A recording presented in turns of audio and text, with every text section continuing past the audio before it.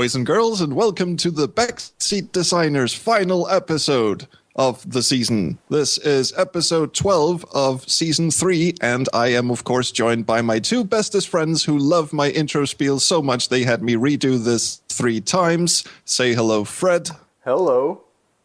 And say hello, Gareth. Skelly. Glad you could join us, Skelly. Right. Well, this is the last episode of the season, as I said. So how are you guys feeling about that? I'm pretty good. It's been a really good run so far. It has, hasn't it? I mean, we've learned, we've laughed, we've loved. Well, we've had plenty of love-ins, but we didn't turn on the microphones for that one. It's better than season 2 anyway. Miles better. So, Gareth, this is your last episode as part of the official BSD clusterfuck. How do you feel about it? Well, you know, it's happened. I've come to terms with the fact that it's happened. It was there. So you're putting this on your CV then?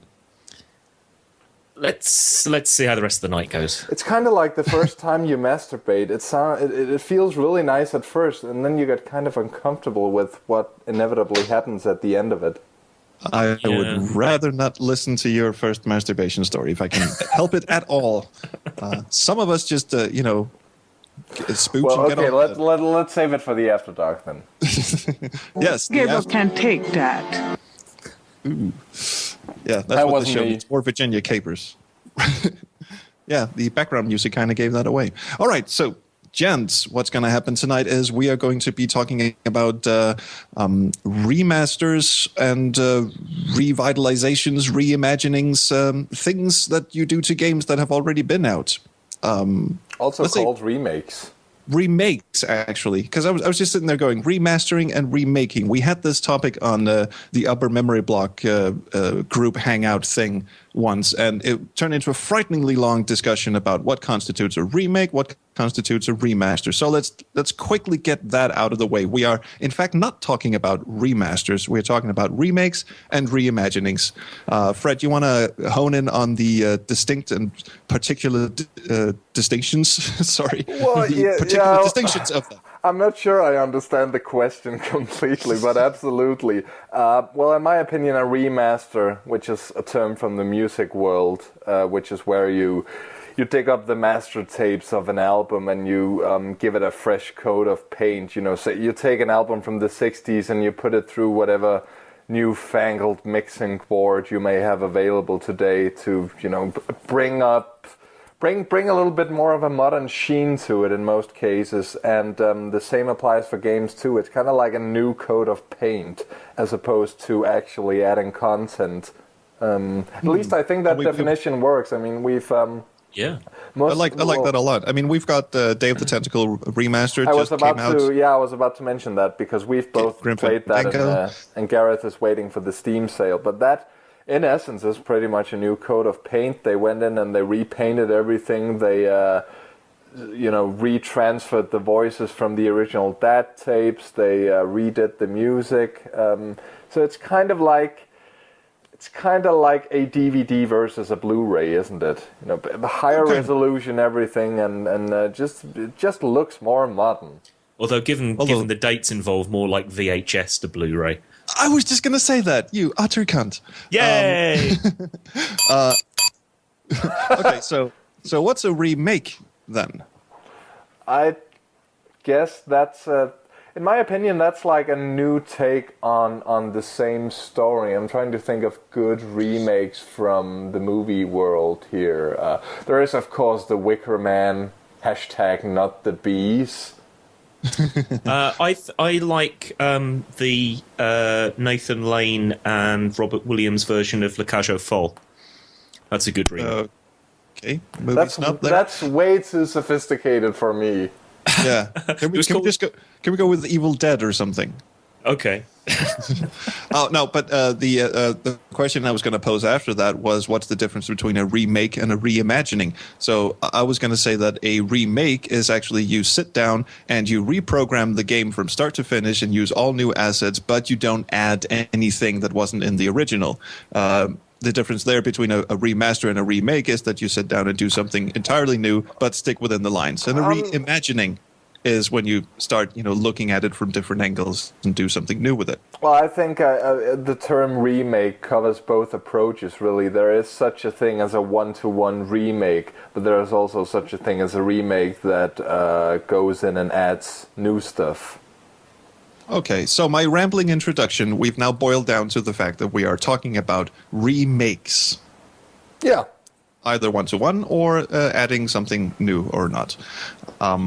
So what... Yes, we are all about logic on this show. So hastily trying to recover from a very bad intro, as per usual, I thought we would go about this two ways. First, we'd talk about a game that has been remade and what we think is good or bad about it. And then we look at a game that has not been remade and think about, how we would remake it. Being backseat designers and all, we probably have some ideas of how you could take, for instance, a bad game with a good underpinning and turn it into something job-like. Sorry, I slipped. That's Gareth's way of telling me I've been going on for too long. So anyway, let's give the good doctor some airtime, shall we? Do you have an example of a game that's been remade that you find either good or appalling, sir? Well, it's difficult. I mean, most of the remakes that I'm aware of or have played have been remakes of 80s games in the early 90s, usually those kind of particularly the ones that Sierra decided to put out in the early 90s, like the remake of Space Quest 1, Police Quest 1, Leisure Suit Larry 1. Quest 1, Leisure Suit Larry 1. They're the ones that I'm aware of, and I always found those to be a little bit disappointing because they were, for the most part, one-for-one remakes, and they did seem a little bit like they were simply doing it because they wanted to appeal to the current gaming market and thought, oh, well, young people in 1992 might not have been around in 1985, so we can sell them pretty much exactly the same game. We don't need to really hire any new writers because all the writing's been done. All the design's been done. All we need is some people that can put together some basic assets, chuck it together. We can sell it, in a bargain bin. And make a few quid on the side. I think it's very well documented by now that it was basically a cash grab. And I mean, certainly the two guys from Andromeda didn't get any say in the Space Quest 1 remake, which is a point of contention with Scott Murphy to this day. Oh, he fucking hates that thing. He's right to. I mean, they skipped over asking the guys who came up with the original concept and the story. They outsourced all the art, glorious as that is, to Korea. It was a cash grab, and like Gareth says, a cash grab to appeal to people who maybe weren't sitting in front of a computer when the original came out. Oh, and here's an interesting tidbit. Of course, King's Quest got the most out of this because that game, the first King's Quest game, had already been remade from AGI to SCI 0, and then they went ahead and did a SCI 1 game. Am I correct in that? No, they didn't actually. There is a VGA remake of King's Quest 1, but it's unofficial, and it's by Himalaya Studios, then Sierra, and AGDI afterwards. Oh, shit. Well, I was aware of that one. I thought Sierra had done one as well. This goes to show how much of a fuck I give about King's Quest. Oh, cheers to that. Yes. Cheers, everyone. Cheers for a final episode. Look how grand we've become. Something like that. But I mean, it's not. I don't know. I mean, with those ones, I can sort of. There is a legitimate point to remaking them, I think, because having them more accessible on a new system. I mean, it's one of the reasons why, and I know we said we weren't going to be talking about them, but I think it's one of the reasons why the remasters are legitimate is because it is a lot easier to play a remastered version on a modern PC than it is to try and get your old discs to work on a new one. So I can understand that there's a technical and sort of the customer benefits, I think, from the sort of from the one-to-one remakes from those from the 90s, okay, maybe, but certainly with the newer ones, I can see the point in that. But I think Fred actually had a better example of a remake that he wanted to talk about, which did some things right and some things wrong. Oh, yeah, let's turn the mic over to Freddy. I wanted to talk about the remake of the first Gabriel Knight game, Sins of the Fathers, which was done by Pinkerton Road and Phoenix Online and came out a couple of years ago. And I thought the idea was sympathetic, not in the least because Jane Jensen and Robert Holmes were aboard themselves. Pinkerton Road is their studio. But it dropped the ball on a number of things. And, sliding tile puzzles. Yeah, sliding tile puzzles. Sorry, did I steal your thunder? Not really. It did add new content. And, let's start with that, actually, because I want to get to the artwork afterwards. But your point of extra content is pretty good. They added a puzzle which was not a sliding tile puzzle, but was a logic puzzle. You have to spell out the word hello or hello friend or like blowjobs in the alley behind this building or some shit. And it's absolutely unnecessary and it's absolutely awful. And not only that, it doesn't fit in with the story at all. It doesn't fit in with the story, it doesn't fit in with the tone, it's just padding. They did, however, add a scene that was quite brilliant, which replaces a sequence that would be completely outdated to gamers today, which is the scene in which you break into Detective Mosley's office. And the original sequence has you, what the hell is it, bribing a policeman with a beignet so he falls to sleep, and you sneak up behind him and you sneak into the office. And it's this timer puzzle thing, which is not only fucking awful, but of course also completely difficult, impossible to play on today's systems if you're playing the GOG version. So I'm kind of happy they lost that, and instead they replaced it with a much more up-to-date sequence where you grab a tire iron and you break into Mosley's office through the window, and once you're in there, you notice on the other side of the door all the cops are out there staring at you, completely zombified because they've been possessed by the voodoo people. And I thought that was a scene from the novel. Oh yeah, that's true. That's true. It's from the novel. So, well, the novel obviously, I guess, knew that the scene from the game was horrendous. So Jane went in and wrote the other thing, and now of 4 course, a.m. decision there. Yeah, and now of course that replaces the old sequence in the game as well. But I thought that was a pretty brilliant addition, and I thought that would have been way, more stuff like that would have been way better. They also added a squirrel that knocks over a vase so you can get a dollar bill inside, if I remember correctly, which is completely nonsensical. Yeah. I mean, I love the guys at Phoenix as persons. As a studio, I do think that they have displayed a tendency to have a problem with finding the right means to an end. They've got the end, which is we need to get the character from A to B, but the means they more than often fuck up. Anything we can do. Let's have a squirrel knock over the vase. Let's add a logic puzzle, whatever. That was one thing I wanted to get into, the content that they added, good and bad. The thing where they really dropped the ball, however, is I don't know if you guys have, you've played it, Trolls, I don't know if you've seen screenshots, Gareth, but they've been going for this art style with pre-rendered backgrounds and 3D characters. Yeah. Kind of Longest Journey kind of thing. Yeah, kind of in cold blood Revolution software type look to it, which is fine, but as Richard Cobbett pointed out in an article he wrote for, I think, PC Gamer, the original Gabriel Knight had fucking great artwork. Not only do you have this beautiful hand-drawn stuff, as Sierra often did in the early 90s, but they had a really interesting thing going on with the color scheme, where if you look closely at it, whenever you see the game world from Gabriel Knight's point of view, you have these teal, steel blue tones representing the ordinary world. And when you're in the territory of Malia Getty, I don't want to spoil the story because Gareth really needs to play this, but she's more over in she's more over in the mystical voodoo world, more of a spiritual world.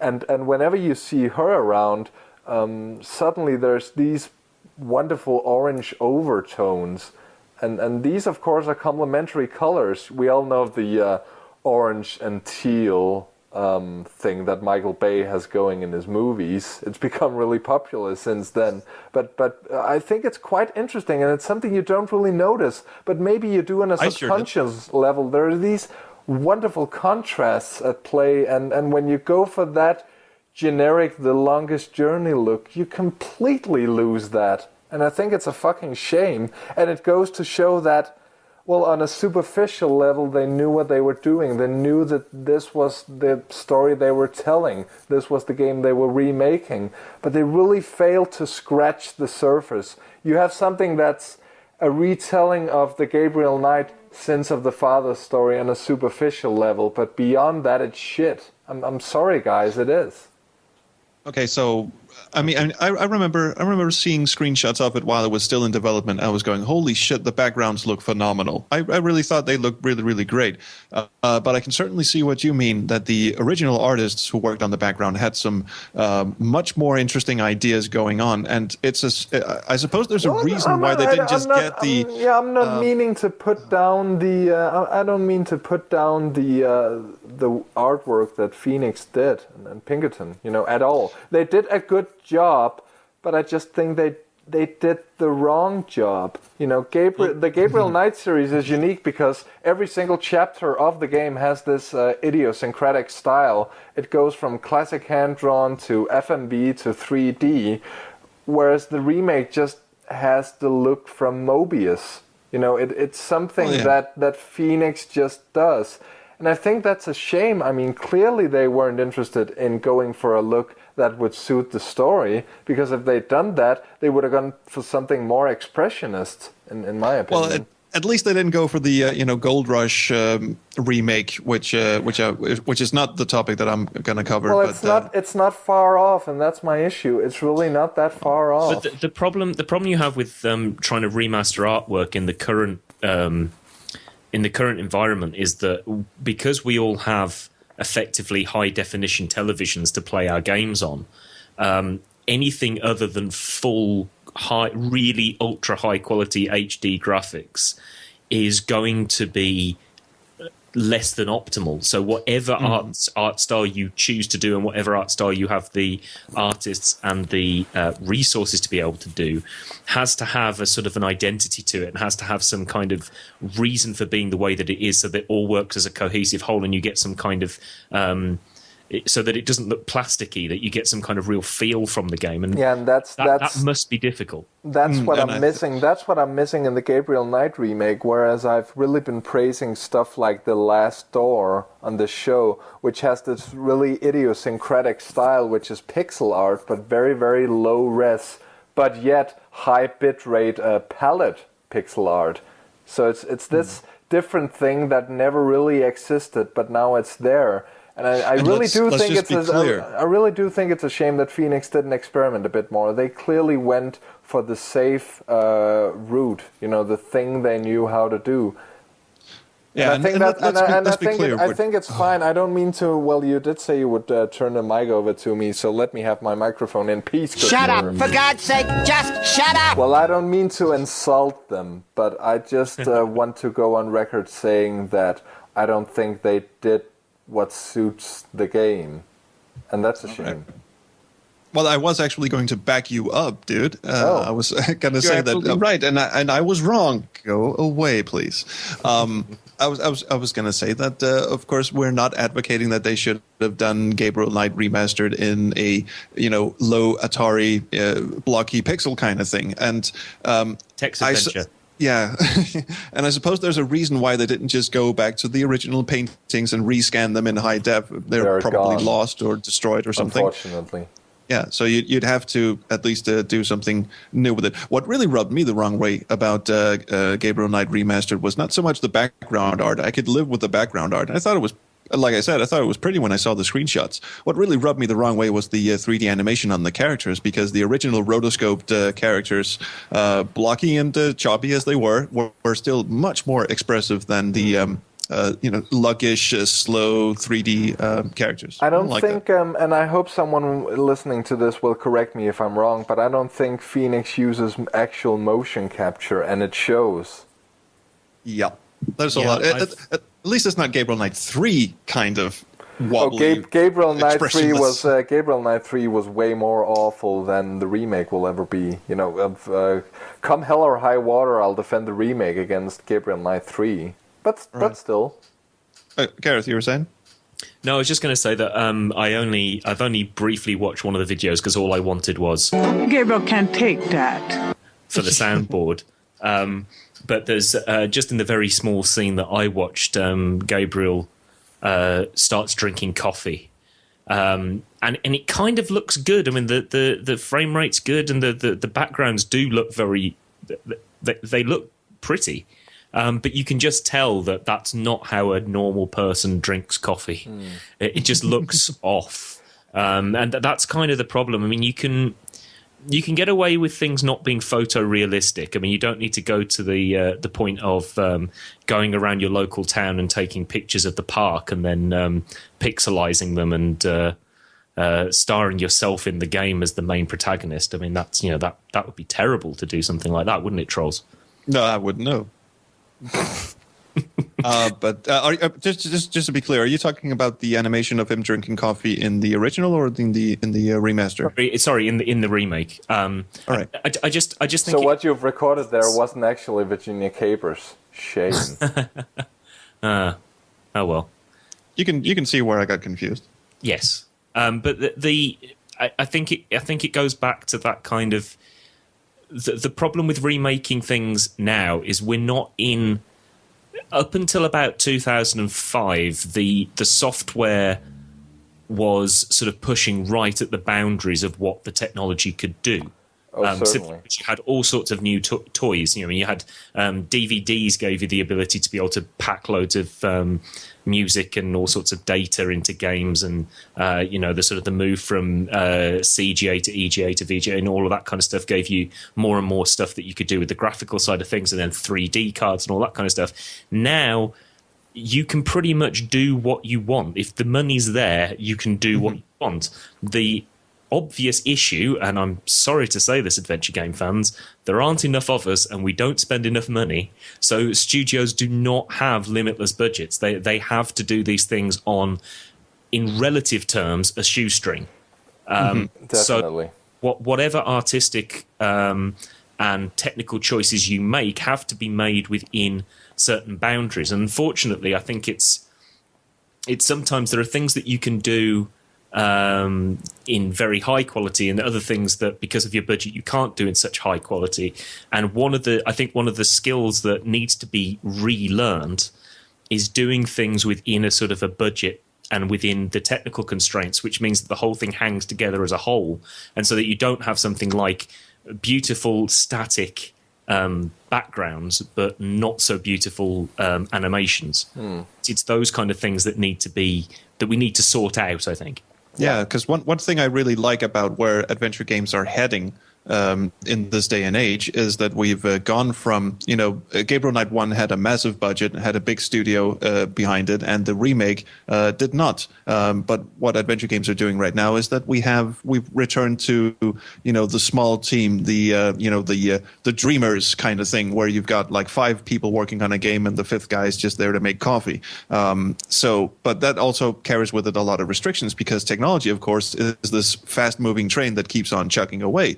So if you want to do something with just 5 guys in a basement somewhere, that's going to match up to whatever AAA titles or AAA companies are pushing out, Call of Duty kind of things, rotoscope, facial animation, skeletal animation, whatever you got. That's just not going to happen. But there's this incongruous expectation from gamers that when they see an adventure game, they immediately think, okay, this is going to be, this is going to be beautiful. This is going to, trump everything. And then when it doesn't, it's this, well, this kind of sucks. Well, of course. in the case of a remake, that is pretty much unavoidable, because those of us who knew the original Gabriel Knight were rightfully expecting the remake to top it. If you cannot top it, then why would you remake it? Absolutely. If you can't top it, why bother? And that's kind of my, I rambled a bit before and I got a bit harsh on Phoenix. I don't think it's shit, but it's kind of soulless. And worse, I think it's kind of pointless. It wasn't really needed. It certainly wasn't needed in the way they did it, and that's kind of a problem with me. Yeah, and if you want to talk really unneeded, you go look up the Gold Rush remaster. That looks awful. I'm sorry, it really does. Yes, it really does. It looks completely. If Phoenix remake of Gabriel Knight is soulless, then the Gold Rush remake never had a soul. It's just a Walking Dead. And I'm very sorry to our good friend Andrew Branscombe, the collector, who apparently worked closely with the team. This is not a shot at you or the fine people who made it. It's just that, someone needs a reality check here. Good people can do things that don't quite work. I mean, just look at season 3 of Backseat Designers. Yeah, exactly. Well, it's still better than season 2. It's not sound design part 2. This. Yes. Okay, so you were mentioning technology. Sort of pushing technology and also taking something that already existed and adding content on it that doesn't suck. And that was going to be my example because I wanted to talk about our good friend Tex Murphy, Overseer, which is ostensibly... Look, prophecies aren't in my job description, okay? I'm just a humble PI trying to save the world as we know it. I love how Gareth is constantly half a minute behind. I am actually slightly behind on the. I was finding this out the other day. Apparently, when I talk into my microphone, there's like a half-second delay between it getting from the microphone and out into Skype. Oh, yeah, me too. I was about to say you should get to the doctor about that, but it turned out to be one link further down the chain than I expected when you started relating that anecdote. Ooh. So anyway, ostensibly a remake of Mean Streets, which came out in 1989, which is, of course, a clusterfuck of different genres. But when they had the opportunity to do a remake of it, which of course they didn't really want to do. Access didn't really want to do a remake of Mean Streets, but they were under incredible time constraints because they had this deal with Intel to create a game to show off their new... Yeah. All sorts of stuff, and they had like a really limited time to do it. So they decided, fuck it, we're not going to make a new game. We're just going to retell Mean Streets. And I think they did a very, very fantastic job of taking the original story. They did a fantastic job. Just trimming away all the bullshit parts of it, the shooting scene, the flight simulator, and also some of the weirder characters that show up that are just puns. Their names are just weird puns, and it has kind of a sophomoric. And they got sense of humor. Something quite charming about Mean Streets, though. I'm not entirely sure what it was. I mean, I got very angry playing Mean Streets, but for some reason I was really enjoying it, and I don't know why. Yeah, it is. It is a weird little anomaly, and it is a game I feel that all adventure gamers should play because it is a game that tries. I mean, the original, of course. It's a game that tries to do everything. It's got action. It's got a flight sim. It's got adventure elements. It's really, for a 1989 game that came out on PC and Commodore 64 and stuff like that. I believe it's one of the first games to have 256 color MCGA graphics and such. It was really pushing the limits. I've never actually played it much. I do have it, and I have tried playing it, but I've never gotten into it. This is probably also because Overseer is really dear to my heart. It was the first Tex Murphy game I ever played, the DVD version. I got it free of someone way back when, and I think it's absolutely brilliant. I mean, the acting is excellent for the most part. You got guys like Clint Howard, Michael York, the guy who plays Sonny Fletcher is fantastic in the couple of scenes he's in. That's like one of the most old film star. That's like one of the most moving scenes in FMV game history. It's a very, very good remake. This is where I would say we're in the kind of reimagining remake, because not only does it, as you say, streamline the gameplay so you have something more similar to Under a Killing Moon and the Pandora Directive, but it also cuts out a lot of fat from the story and kind of shifts its focus a little bit, is my impression. And it tells a more linear story and a more like a cohesive story. It becomes more of a cinematic experience. And for my money, I could praise Pandora Directive till the end of days, but I will concede that Overseer has some of the best acting in any FMV title ever. I agree. I mean, just Michael York at the right at the end of the game when he loses that game of chess and just quietly wheels away and shoots himself. Yes, spoiler alert. Sorry, Gareth. It's phenomenal. For God's sake, huh? Well, actually, there's a question that comes from this that is perhaps worth asking completely off topic. But do you think that was because they were putting people on, in inverted commas, film, they realised they needed actors? Because Sierra really didn't seem to get this for the most part with the voice acting. I think they did well with Sierra. Kind of redeemed themselves with Gabriel Knight in terms of voices, and then Gabriel Knight 2 in terms of FMV. I mean, for Gabriel Knight 1, they got Mark Hamill and Michael Dorn, Leia Remini, Tim Curry, Ephraim. Jury's still out on whether Tim Curry actually was a good Gabriel Knight or not. But, yeah, that's true. But he was Tim Curry. He certainly did what they asked him to. And Ephraim Zimbalist Jr., all these great voice actors. And in Gabriel Knight 2, of course, you had Dean Erickson, who had been on Frasier, and is not really doing much acting these days, to my knowledge, but he does a pretty good job of taking Tim Curry's hammy over-the-top Gabriel Knight and really humanizing him to an extent where you can relate to him. No, perish the thought.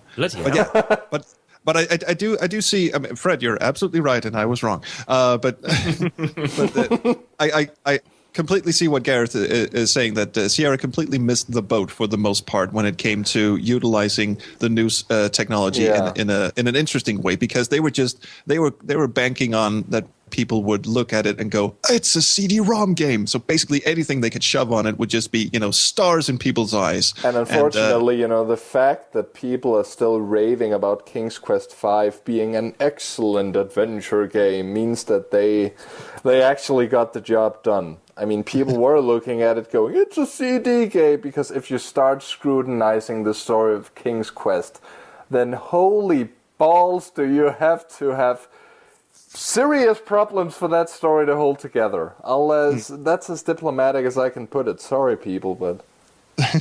No, but it must have done something right, because we, to this day, still use the "no more for today" at the end of every episode.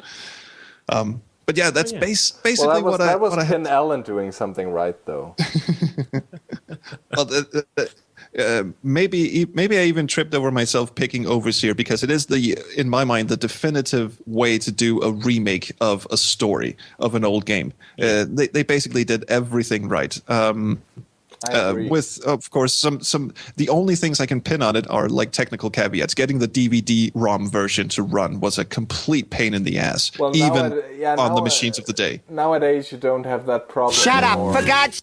Sorry, slipped again. Sorry. You fucking did not. Well, nowadays you have the GOG version, which apparently takes the video from the DVD-ROM version.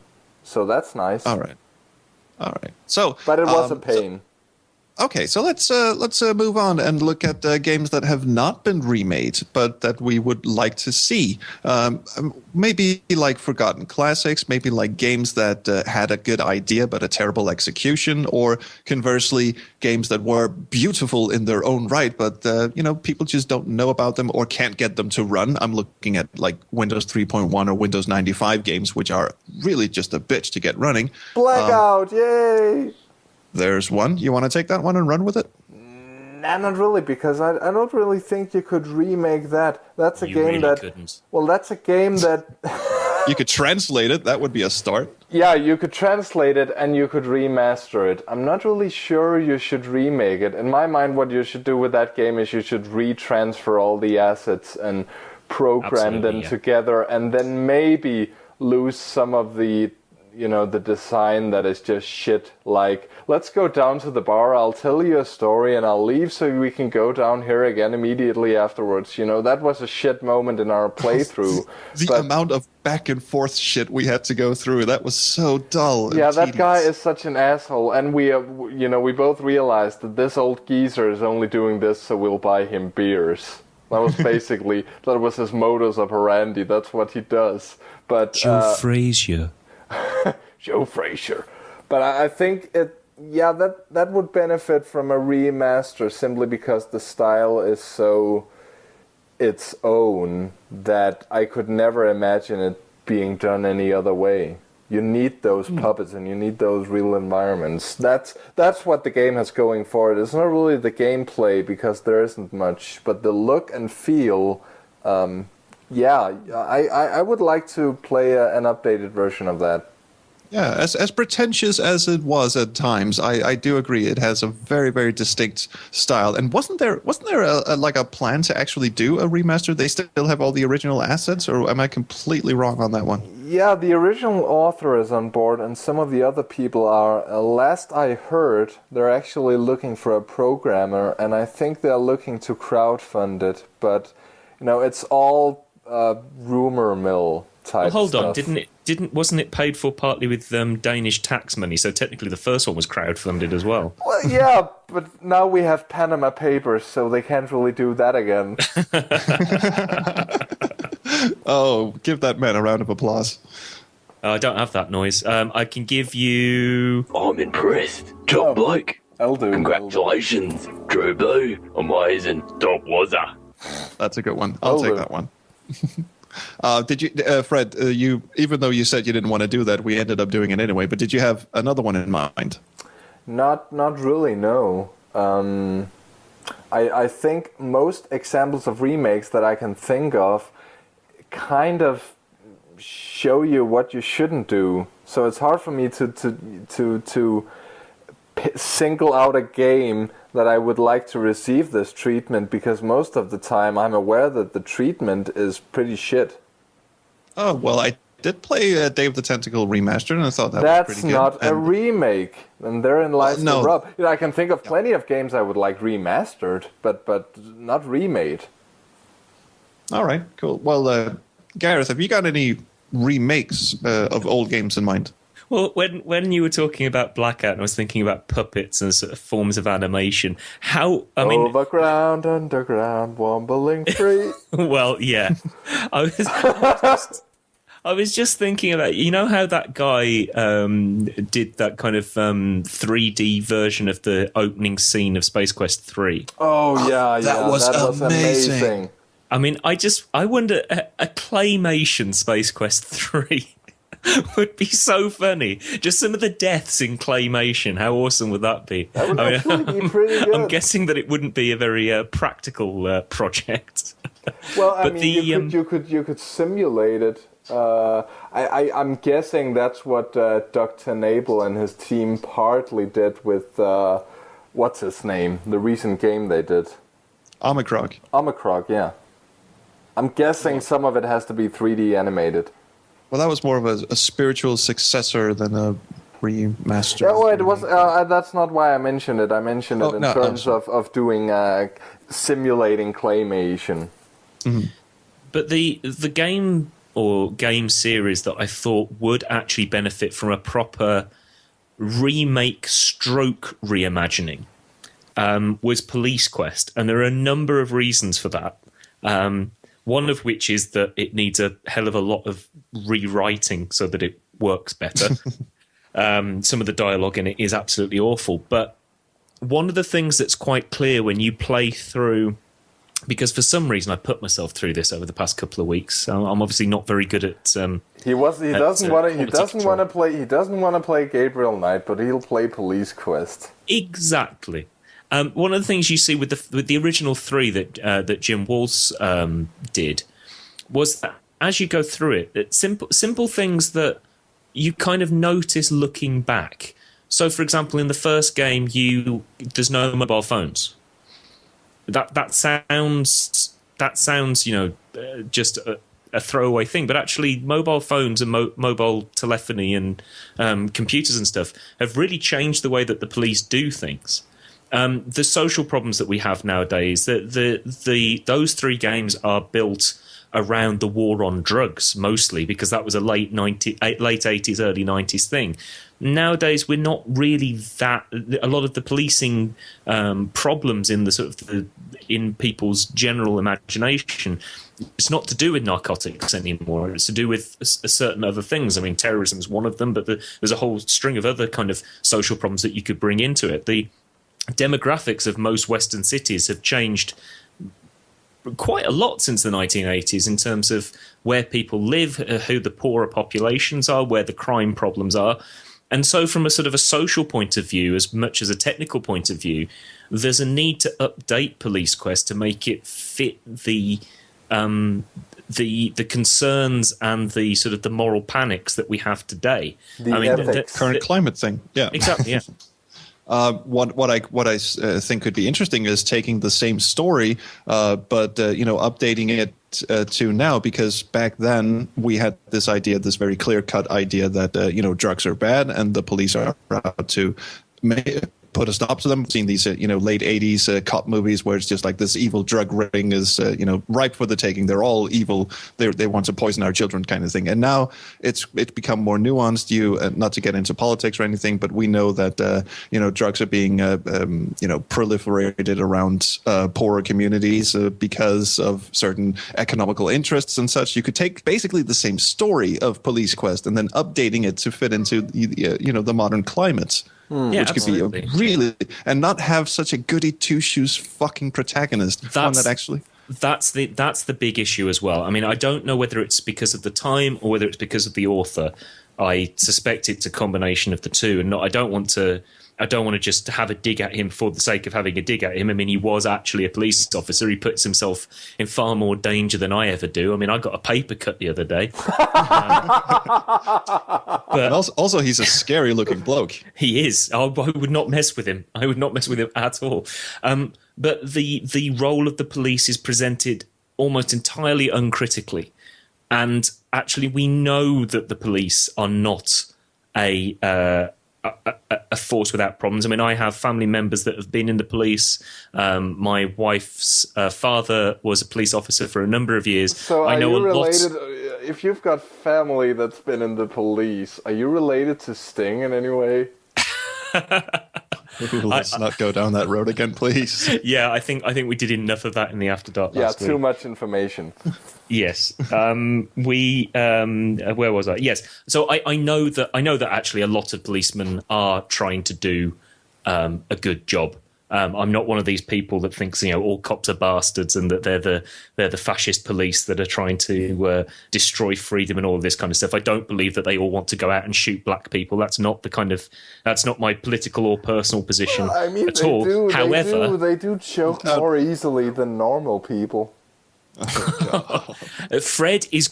We need a disclailer there. Fred is quoting the writer of Police Quest 4. There, it's nothing to do with us or to do with Jim. But yeah, I mean, I just think that we do know that even when they're trying to do the right thing, they do the wrong thing. We know that. And it would be nice to have a little bit more of an exploration of the police as we see them in 2016 rather than how we saw them in the late 80s. So that's the game that I chose. Yeah, and also not this clear-cut distinction of good versus evil. You can have cops with flaws, and you can have bad guys who think that they're doing good, or bad guys whose moral compass are just a little out of whack.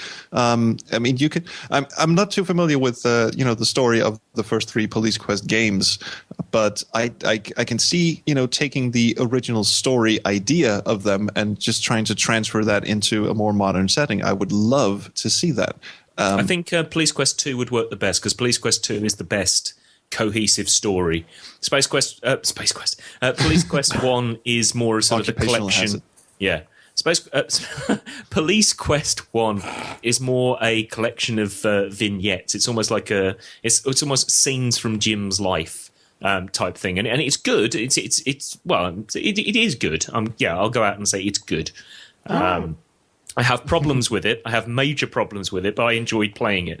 But the second game, where the guy that you put away at the end of the first game comes back. Jesse Baines, the Death Angel. Baines, that's him. So the second game works better, I think. But Police Quest 2, remake it. Go off and do it. Yep, that's a good one. But don't you dare touch the main theme. Because the main theme is brilliant. Yeah, music's good. You know what they're going to do? They're gonna make a dubstep remix of that or something. That actually sounded quite dubsteppy there, Fred. Thank you. My name is not Skrillex. The one I wanted to bring up is one that I've been beating around a lot this season. God, don't bring up your dick. My flesh noodle shall remain out of this, sir. Is I have no mouth and I must scream. which I think is a game that is immensely flawed and has a really, really good idea behind it. And I've already in previous episodes covered what I think is wrong with it, so I'm not going to go down that road again. But taking the core idea of what they did to flesh out Harlan Ellison's original short story, and have these 5 protagonists, and seeing their way to the end, and then have the big final confrontation against the AIs of the different nations, the American, the Soviets, and the Chinese computers, and all that stuff. It's really brilliant stuff. The only problem is that the actual game portion of it is quite lackluster. So you can have the same settings, but completely rewrite the puzzle chains. I mean, I'm not saying completely rewrite the entire scenarios, because I think the scenarios actually work pretty well as well. The whole Ted moving through the castle, having to defeat the evil witch, which is all a manifestation of Am getting into his head. All of this stuff with Alan, who is a rape victim, which I understand is not handled as carefully as you would in a modern age, but that's not a detriment. That's an opportunity to actually make that a more nuanced character development of hers, and all this sort of stuff. You could really do a lot with that game, and get it out of the Saga engine and into something that actually looks and feels good. Yeah, the story is pretty brilliant. It's a game with lots of potential. Most of it unfulfilled, unfortunately. Yeah, most of it kind of squandered. Yeah, and that's where the remake bit comes in. I agree completely. I would like to play a remake of that. They did do a remastered, supposedly, version for the iPhone, but apparently it's just a 1-to-1 port where all the bugs are also in there, so... Yeah, I actually played that. They added, hotspot indicators, and, they, did their best, but it is running the original Saga engine game. And so you've still got moonwalking characters, and characters who won't exit the screen no matter how much you walk them around. It's like following a little fucking puppy dog around. It's just, now please exit the screen. Okay. You don't want to exit the screen. Good. Now go over there, go fetch, and now run back to the exit. Okay, you still don't want to do it. Okay, go fetch and run back to the exit. And right at the minute your mom calls. Mom, Well, that's the problem with those kind of games, though, isn't it? I mean, when you're having to from the very early point realize that you need to do workarounds to get around flaws in the coding, you get completely sucked out of whatever. Even if the story is brilliant, you get completely sucked out of it. So having that kind of having a remake that actually sort of, I mean, that could even be like an absolute 1-to-1 remake, just with a better engine, and that would work. That could work. That could absolutely work, because some of the puzzle chains are good enough, but there are some kinks in it, some flaws that I would like to see excised. There's a lot of going back and forth between bookshelves in Ted's chapter, which is just an awful lot of busy work. But then again, there's the bit where you have to draw this pentagram and summon a demon, which is quite good in the same chapter. And likewise in Ellen's chapter, there's like a lot of walking back and forth between computers and picking up discs, and it again a lot of busy work.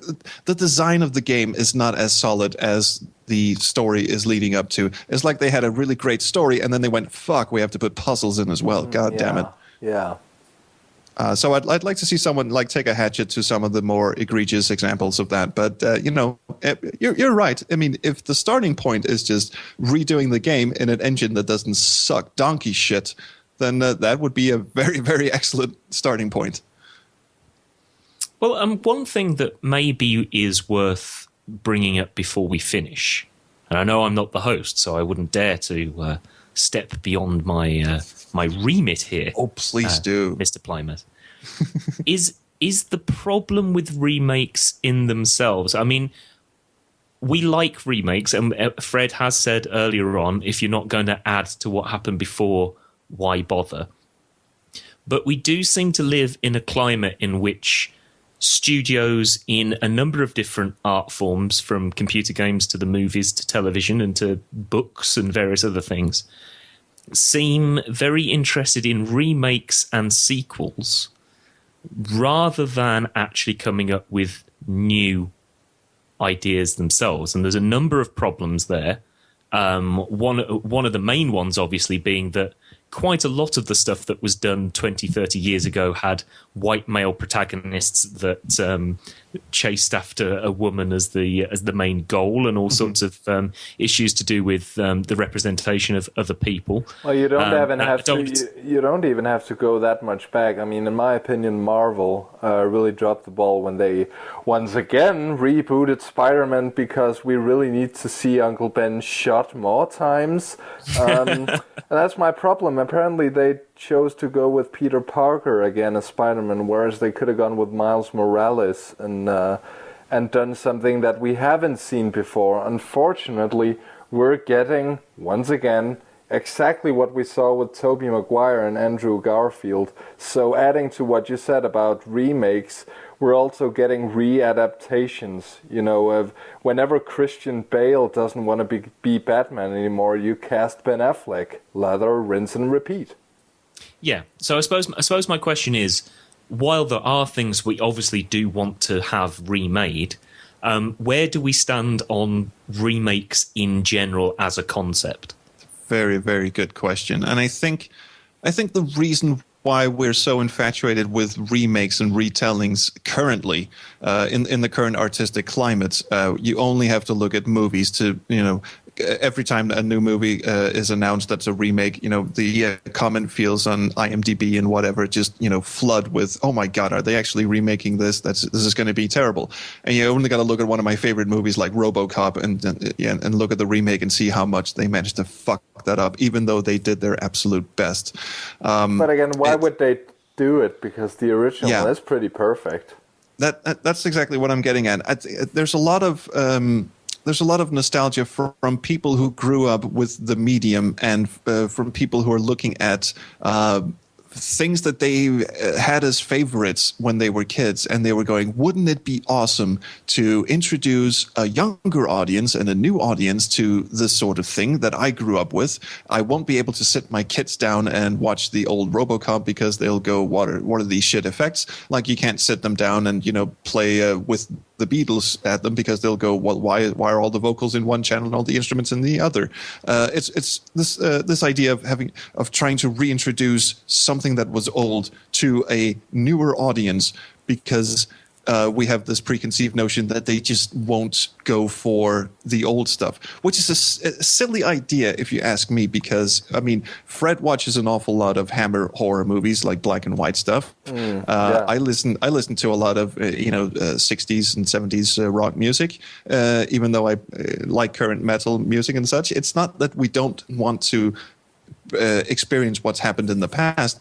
It's this idea from the creators that, well, they're going to look through it through this lens of someone save me from this. They're going to look through this lens of, oh, this is what Dad was up to when he was a kid.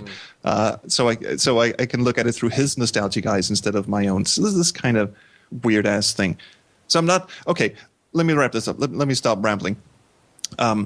I'm not against remakes. If you're going to do it with a certain care and attention, and you're going to do it in the spirit of the original, then by all means go for it. But don't do it as Sierra did in the early 90s by just, thinking that, well, this was a success, so if we do it again, then it must be an equal or greater success.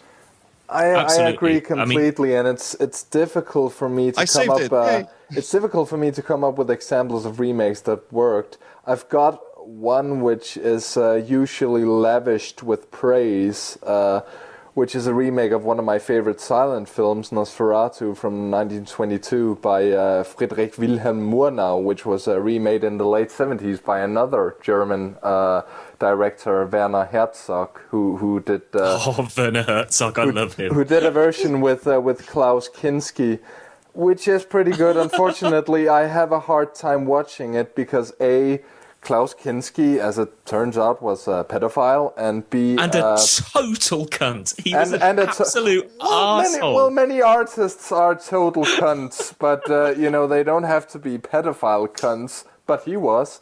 And there's some, animal torture going on behind the scenes, apparently. They dipped rats in boiling water to make gray rats, and that's it's a bit hard to watch knowing what went on behind the scenes. Wow, but it's a pretty decent remake and one that people like a lot. I like it less as a result of those things than I did years ago. What's the Herzog film that he did with Kinski where they're in Peru and they pull the boat over the mountain? I know what you mean, but I don't recall the title. That's the one where he wants an opera house, right? Actually, Jason Robards this is completely off topic. Jason Robards and Mick Jagger were originally cast as two separate characters, the man and his assistant, and that apparently didn't work, and they cast Kinski instead, who turns out this completely manic performance. Well, it worked, but he ran out of money, and the natives drove him out of the place where he was recording, so he had to refilm half of it. And they wanted to kill Kinski. Yeah, because he was... This is turning into backseat movie directors. Yeah, we'll move that's season 4.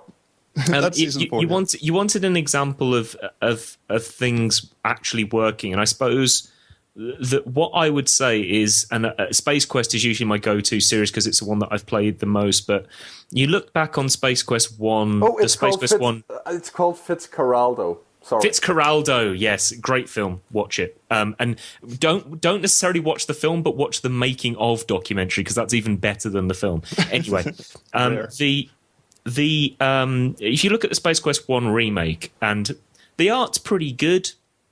It has this kind of B-movie sci-fi thing going on. There's cool elements to it, but there's something a bit plasticky about it. There's something that doesn't quite hang together. It doesn't seem to take what was cool about the original game and really bring it up again. This is the whole thing about the spirit of the original, because the original creators were they at least wanted to be forward thinking and not go deliberately not go in a retro style. Sorry to cut you off there. Yeah, absolutely, and I completely agree with that. But you look, I was right and you were wrong. Yeah. But for once, you were the right one and I was the wrong. But it had to happen sometime. If you look at the fan remake of Space Quest 2, which you might say was simply trying to turn Space Quest 2 into Space Quest 4, given the art style and everything else, that remake of Space Quest 2 perfectly gets the tone of Space Quest 2. It does. But makes it a point-and-click adventure rather than a parser adventure. And that's a perfect example of knowing what was great about that original game and then changing the stuff around it that helped to add something to it. And that's why I brought up Police Quest, because I think the idea of a procedural cop drama in which you're actually doing stuff that cops actually have to do is a really good idea. I completely understand why Sierra got Jim Walls in to do those games. It was actually that is quite a cool idea. But let's take that and then let's modernize it. Let's modernize the social setting. Let's modernize the professional setting and the engine around the game and do something different with it. So I think that's the point. You've got to don't take away what made what was good about the thing, because otherwise, what's the point? You've got to understand what made that original thing good, and then add to it, not completely take away everything that made it good in the first place. Yeah, and I think we didn't really get to answer your question of why are we so infatuated with remakes, but I don't think there is any concrete answer to it. It's more of a zeitgeist thing. My rambling response to that was just a sort of trying to make sense of something that I don't have the scope to make sense of it, and I don't know why you guys didn't interrupt me. It's always been popular, and I mean, we covered nostalgia in a previous episode, and I think that's basically the gist of it. Looking back and going, gee, wouldn't it be great if kids these days got this great thing, and assuming that they wouldn't be able to get it the original way. But I think nostalgia is only about 50% of it, because I think there is that other element of, I mean, I was born in the mid-'80s, so I'd heard about a lot of stuff that happened in the early 80s or in the late 70s, but I didn't have any nostalgia for that necessarily. But when something gets re-released or remade, you kind of go, oh, okay, yeah, I've heard about that. Let me dip into that through this way that is slightly more accessible and more in line with how I normally do things. So it's kind of nostalgia plus almost. if that makes any sense. And in terms of computer games, you've got movie re-releases. That's just putting a fresh remastered coat of paint on it, 5.1 surround mixing and all that. With computer games, it's more a case of this game is impossible to get running, or the rights have been tangled up in something. Now we're re-releasing it because then people with modern machines can run it, and we're going to put it in widescreen so people can play it on their HD TVs. Oh, and before we wrap this up, we would be remiss not to mention, because we were briefly talking about fan remakes, we would be remiss not to mention AGDI's remake of King's Quest 2 and 3, but mostly 2. 2 was brilliant. Yeah. Daniel Stacey, how are you doing? If you're ever listening to this, I mean, the guy deserves so much credit for taking what was ostensibly a completely shit game and actually turning it into something playable. So round of applause there. Hi, Dan. Hey, Dan. How you doing? Hello, Dan. All right. So are we about ready for the big wrap-up finale? I think so. We are. Are we really? So I'm just going to go into the rant of spiel here. Thank you for listening. As always, we are the Backseat Designers, and you might want to remember that name because every URL I'm going to rat off now has that phrase in it. You can go to our website and subscribe to our show and our spin-off show, Open Crowdsource, open over on backseatdesigners.com. We have a Facebook group, facebook.com/groups/backseatdesigners, where you can talk to us. We really enjoy that. Or you can tweet us at BS Designers. And we've also got a Patreon fund, which is used to be Fred's Coke fund, and now we don't know what he does with the money. Buy pizza? I don't know. Maybe games? Maybe we should buy Gareth some games. He doesn't seem to be playing an awful lot of them. Contraceptives. Or that's also an idea.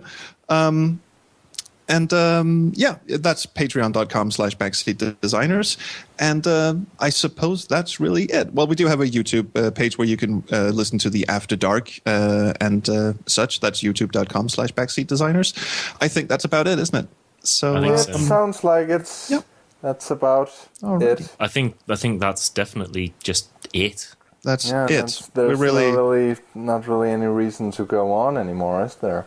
We can't really go anywhere from here, can we? No, I mean, we've done 12 hit episodes. the top, and you know what they say, when you hit the top, then the trigger's to quit while you've got that going for you. It's go out with a I don't know the phrase. Yeah. Well, I'm just going to say goodbye then, sirs. Well, goodbye, Fred. And goodbye, Gareth. And it's a goodbye for me. See you, gents.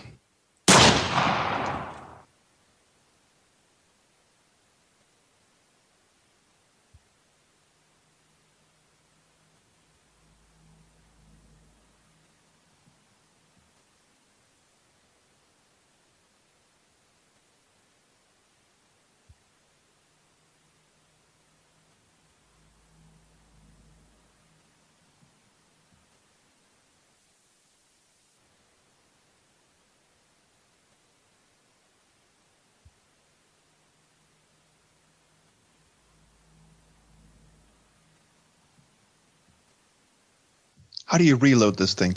How do you reload this thing? How do you reload this thing?